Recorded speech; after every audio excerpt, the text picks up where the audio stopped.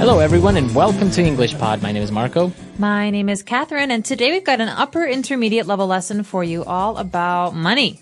That's right. We are trading money. We're actually negotiating in this very popular topic nowadays, the whole foreign exchange market. Okay, so we're talking about currency, which is the money of different countries. For example, the currency of Ecuador is... the US dollar. Yeah. Hard to believe, but true. I'll tell you all about it later. Okay. Well, the currency of America is also the US dollar. So with that in mind, let's listen to today's dialogue.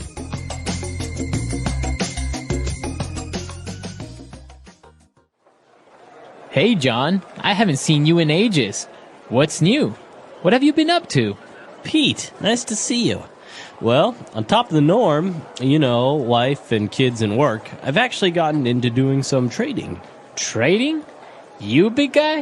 What are you trading? Currencies. Currencies? As in euros, dollars, pounds, and rupees? It's called Forex, foreign exchange. The great thing about it is that I don't have to invest a huge amount. I put in a margin deposit and then I can buy and sell up to 100 times that much. I don't understand. You're buying and selling money? You got it. Just last night I made $150. Last night? Yeah, it's a 24-hour market. I'd bought some renminbi earlier at a low asking price, but last night it appreciated drastically. So I made a split-second decision and sold all of my RMB at an amazing bid. I've also done some trading with Swiss francs and Australian dollars and Hong Kong dollars. I've made some good profits, but I've also suffered some losses. It depends on a lot of factors, just like any other market. In total, I've made about $500 in the past few months. You're kidding! I'm on. Where do I sign up? All right, we're back. So this guy is trading currencies, as we heard. And, well, we're going to talk about a lot of the specific vocab that he used about this topic. So why don't we take a look at some of those now in Language Takeaway. Language Takeaway. Well, the first thing I think we should talk about is one of the first things that he says, actually. Peter says, I haven't seen you in ages. I haven't seen you in ages, right. So, obviously, he hasn't seen him in a long time, and that's what in ages means. That's right. So, we haven't seen each other in ages. Mm-hmm. So, what other ways can we use in ages, or the word ages? Well, you could actually say, it's been ages. So that means it's been a long time. It's been a long time, or we haven't gone out for ages. Okay, so then you can use it with for ages. For ages, in ages. So the key word here is ages, which means a long time. Long time. Okay.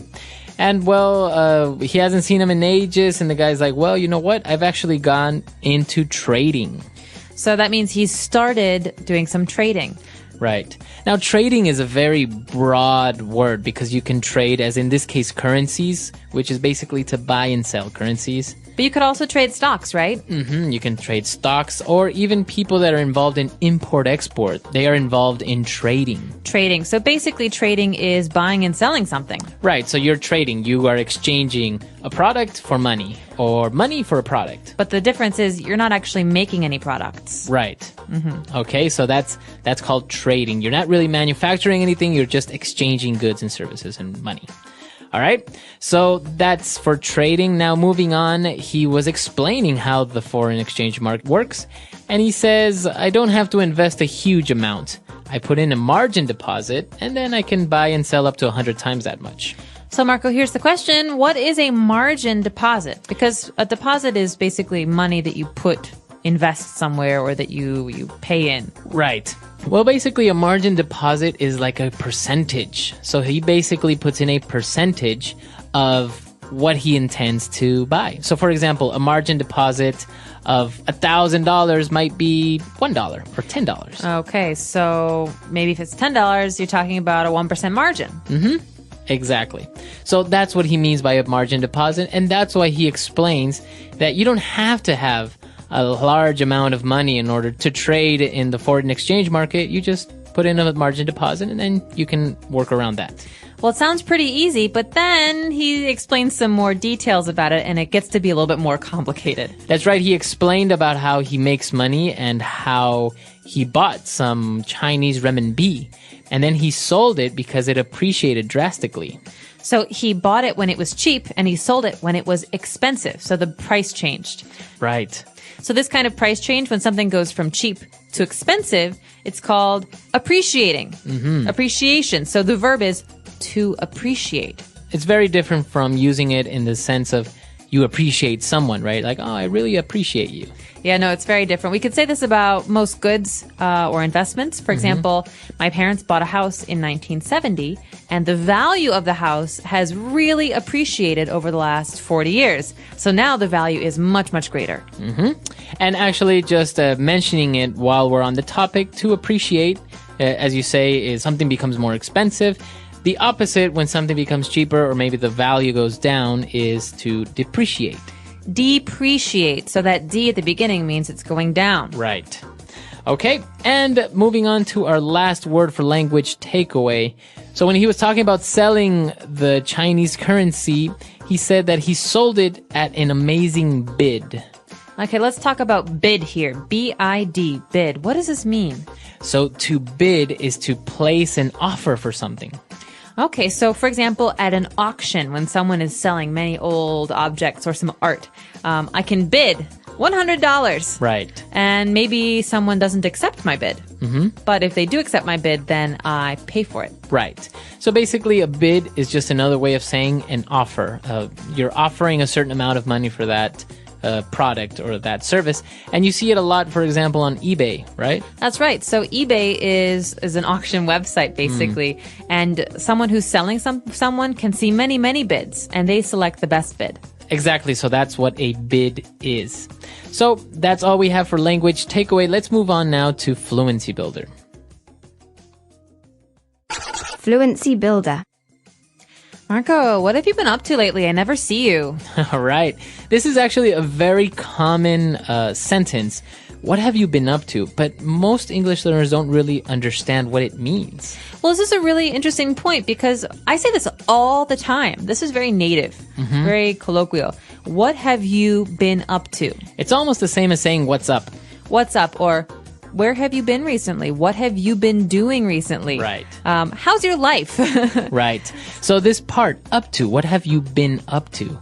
It doesn't really say much if you translate it literally. But basically it's, what have you been doing? What have you been spending your time on? So to be up to means to do something, to do. Right. And there are many other definitions of up to, but in this case, what have you been up to means that. What have you been doing? So next time you see a friend you haven't seen in a week or two, you can say, what have you been up to? All right. And John answers, well, you know, on top of the norm, wife, kids, and work. That phrase right there, on top of the norm. Well, the norm here means the normal. That means basically normal life. I've been working, I've got my kids, my wife, on top of the norm. Just life is normal. Right. So the norm are the wife, kids, and work. On top of that, I'm actually getting into trading, right? So the normal situation, the normal life is wife, kids, and work. And then he's saying, on top of that, I've actually been doing this. Exactly. Okay. And now moving on to when he's explaining, again, the market and the currencies, he talked about an asking price. Okay, asking price. This is, remember we were talking about bids? We could say that someone has an asking price, which is the price they would like to receive for an object or a service that they are selling. And so, for example, I'm going to sell my desk. My asking price is $100, $100. Maybe you don't want to pay that much, but my asking price is the way that I'm going to start. That's how much I want for it. Right. So that's your asking price. That's how much you ideally want to sell it for, but you can negotiate. You are willing to accept maybe a lower offer. Exactly. Okay. And what is our last phrase? A split-second decision. This is really, really important. These words go together very often. Split second and decision. Okay. So that basically means that you made a very quick decision. That's right. Split second. Very fast. It's almost like it's less than a second. And so a split-second decision means a decision in no time. It's very, very quick. So we can actually mix split second with other things, right? For example, so maybe you can say he reacted in a split second and avoided the crash. Okay, so good for him. He reacted quickly enough to avoid the accident. That's right. So split second, very fast, very quickly. A split second decision, a decision that was made very fast. Okay, so that's all we have for Fluency Builder. Why don't we go back, listen to this dialogue one more time, and we'll be back to talk a little bit more.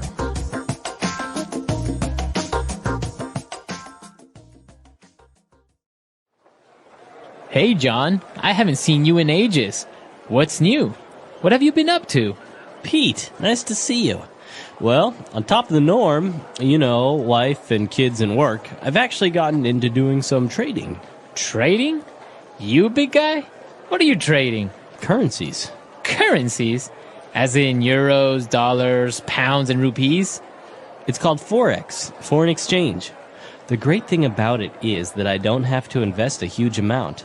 I put in a margin deposit and then I can buy and sell up to 100 times that much. I don't understand. You're buying and selling money? You got it. Just last night I made $150. Last night? Yeah, it's a 24-hour market. I'd bought some renminbi earlier at a low asking price, but last night it appreciated drastically.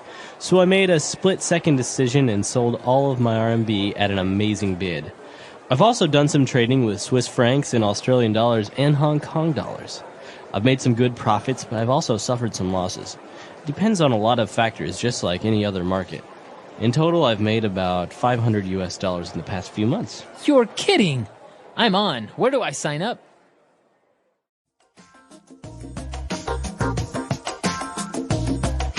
So, Marco, you have to explain this to me. We're talking about currency today. So every nation has a currency. For example, in the dialogue, we learned that India has rupees. Pounds are in Britain. Britain has pounds, and Australia has Australian dollars. America has American dollars. But you just said earlier that Ecuador has American dollars too. That's right. Actually, Ecuador went through a very difficult economic situation in late 1998, early 1999, where there was hyperinflation. So basically, there was an inflation that was very, very, very large. So that means that the old currency lost its value very fast. Exactly. So, for example, if the currency before in Ecuador used to be sucres. So if 10 sucres was $1, all of a sudden it was 50 sucres was $1. Oh, wow. So, and it got to the point where goods and services went from 3,000 to $1 to 25,000 to $1. Oh, okay. So people have bags full of money and it's not really worth anything anymore. Exactly. So what happened was the central bank couldn't absorb this currency depreciation. They couldn't really regulate prices. Obviously, salaries were about the same, so you have a lot less money comparatively. And so the government decided that there were two options. Either they would follow Argentina's example, what they did a couple of years before, and set a fixed rate. So in Argentina, it's 3 pesos to $1. Or we would just get rid of our currency and just use US dollars. So that's what they did, right? They use US dollars, and now if you ever travel to Ecuador, you will use US dollars. The same exact bills that you use in the US are the same exact bills in Ecuador. So no need to exchange currency. No need to exchange currency, and that's why I guess there are many factors that people say are a lot better. For example, trading has become a lot less complicated because now you're negotiating in US dollars as in everywhere else in the world. But then other things, as you know, not having a national currency also affect. So there are a lot of things going on, but it's an interesting topic. Very interesting. Well, so maybe for those of you who are listening, you could tell us about your country and your currency. What do you use? What do you spend money on? And do people buy and trade currencies where you're from? Exactly. Or maybe you can even enlighten us with the exchange rate. Maybe usually it's a good question to ask, how much is a liter of milk? Or how much is a haircut? Right, because these are things that everyone needs, so the price doesn't change that much. Exactly.